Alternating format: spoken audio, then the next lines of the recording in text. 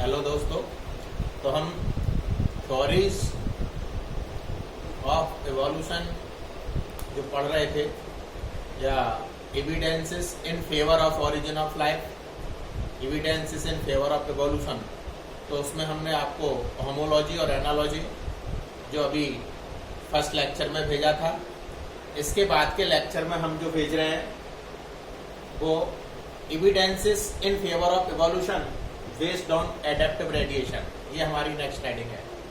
ठीक है, तो एडेप्टिव रेडिएशन का मतलब क्या है कि अलग अलग क्लाइमेटिकल कंडीशंस में जो एनिमल्स रहते हैं, प्लांट्स रहते हैं, वो वहाँ के एटमॉस्फेयर के अकॉर्डिंग अपने अंदर चेंजेज लाते हैं और वो चेंजेज नई स्पीशीज में कन्वर्ट हो जाते हैं।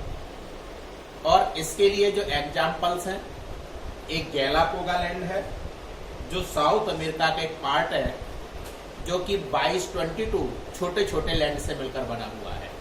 तो गैलापागोस 22 छोटे छोटे लैंड से मिलकर बना हुआ है और इसके बारे में जिन साइंटिस्ट ने बताया था वो डार्विन थे। डार्विन एक ब्रिटिश साइंटिस्ट है जिन्होंने HMS बीगल, एक शिप था, उस पर यात्रा की थी।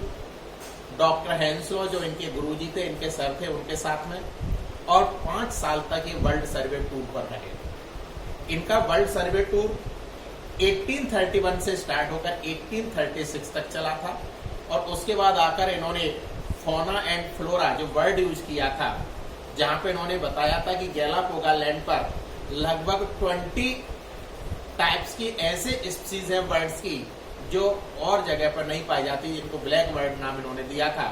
तो वो डिफरेंट थी बाकी सभी जगह से। इसी तरह से वहाँ पे कुछ फ्लावर वाले प्लांट्स भी देखे गए जो और जगह पर देखने को नहीं मिलते थे। और वो जो एडेप्टेशन था वो क्लाइमेटिकल और रेडिएशन एडेप्टेशन था। नेक्स्ट इसी को और आगे बात करेंगे तो मार्सुपियल जो कि ऑस्ट्रेलियन मैमल है, इसके बेसिस पे भी यदि बात करेंगे तो मार्सुपियल के जो पार्ट्स हैं वो हमारे इंडिया में भी देखने को मिलते हैं फॉसिल्स के फॉर्म में।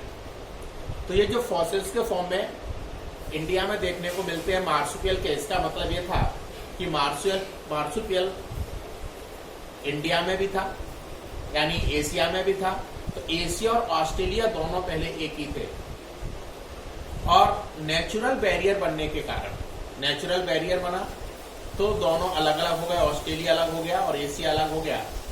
क्योंकि ऑस्ट्रेलिया में उनके फेवर में कंडीशंस अवेलेबल रही तो वो सरवाइव कर गए और एशिया से एक्सटिंक्ट हो गए।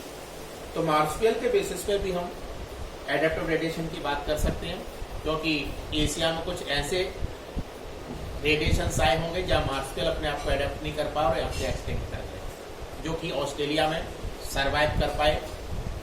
इसी के आगे एडेप्टिव रेडिएशन के बाद हमने बताया था फौना एंड फ्लोरा। दूसरा आपने बात की मार्सुपियल के बेसिस पे। तीसरी बात करेंगे हम प्लासेंटल मैमल्स के बेसिस पे। तो प्लासेंटल मैमल्स में भी बात करेंगे तो इसमें भी आपका मार्सुपियल आ जाएगा। और भी कुछ एनिमल्स है जो तस्मानिया में भी देखने को मिलते हैं, तो इसको अपन पढ़ेंगे। Placental mammals in Australia also exhibit adaptive radiation in evolving into varieties of such placental mammals, each of which is to be similar to a corresponding marsupial जो कि placental wolf थे, a Tasmanian wolf जो कि marsupial थे। Australian marsupial and placental mammals are showing convergent evolution। तो हम आपको बता रहे थे कि evolution convergent और divergent। तो डाइवर्जेंट की बात हमने होमोलॉजी के बेसिस पे की थी और कन्वर्जेंट की बात हमने एनालॉजी के बेसिस पे की थी।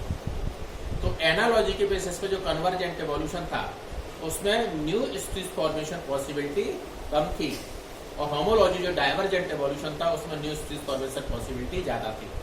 तो मार्सुपियल जो था एक जगह से एडेप्ट हुआ और वेराइटीज में कन्वर्ट नहीं हो पाया, तो वो हमारा कन्वर्जेंट में आएगा, जो कि रेट्रोग्रेसिव टाइप का एवोल्यूशन है। तो हमने आपको लास्ट टाइम पे बताया था जो कन्वर्जेंट एवोल्यूशन होता है वो हमेशा रेट्रोग्रेसिव होता है, क्योंकि यहाँ पे मार्सुपियल एक एरिया से एक्सटिंक्ट हो रहा है और सारी न्यू स्पीशीज में कन्वर्ट नहीं हो रहा। तो ये हमारा जो एवोल्यूशन होगा वो यहाँ से एवोल्यूशन कहलाएगा कन्वर्जेंट एवोल्यूशन। आगे एविडेंसेस फ्रॉम वेस्टिजियल ऑर्गन्स, तो हम कुछ एविडेंस वेस्टिजियल ऑर्गन के बेसिस पे भी बात करते हैं। जैसे हमने आपको बताया हमारी बॉडी में 180 टाइप्स के वेस्टिजियल ऑर्गन होते हैं। आपकी बुक्स में अलग अलग लिखा हुआ है, बट आपको जो फाइनल मानना है वो 180 टाइप्स के वेस्टिजियल ऑर्गन होते हैं, जिसमें हमारा नेल्स हैं, हेयर्स हैं, निक्टिकेटिंग मेम्ब्रेन्स है, ठीक है, आपका सीकम है, वर्मिफोर अपेंडिक्स है।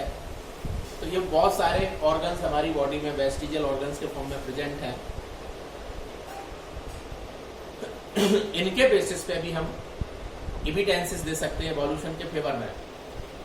तो देखेंगे vestigial organs, those organs which functional in previous time and become non functional in present या in this time called vestigial organ. जो ऑर्गन्स पहले फंक्शनल हुआ करते थे, बाद में उनका फंक्शन स्टॉप कर गया, फंक्शनल नहीं रहे, क्योंकि उनका जो जरूरत है बॉडी में अब उतना ज्यादा नहीं रह गया।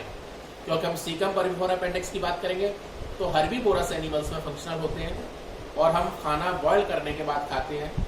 After boiling cellulose become destroy, इसलिए हमारी बॉडी में सीकम और अपेंडिक्स वेस्टिजियल हो गए। ऐसे ही हेयर्स विंटर सीजन में सर्दी से प्रोटेक्ट करते थे, अब हमारे पास कई तरह के क्लॉथ्स आ गए, उनसे अपनी बॉडी को प्रोटेक्ट करते हैं विंटर सीजन में, तो आपके हेयर्स वेस्टिजियल हो गए।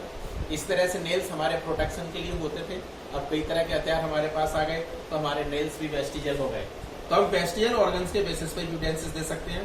तो the organs which are present in inactive form in organisms but corresponding to fully develop, ठीक है, functional organs of their ancestor are called vestigial organ. और वेस्टिजियल ऑर्गन्स की बात करेंगे हमारी बॉडी में तो, और दूसरे एनिमल्स के केसेस में तो आप समझ सकते हैं, whale and snake lack hind limb vestigial organ हो गए, but whale and python has vestigial pelvic girdle.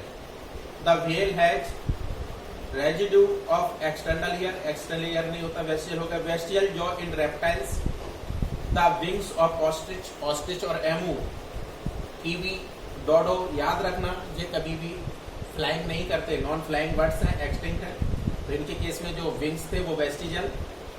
आगे horse only third digit it develop, first and fifth are extinct.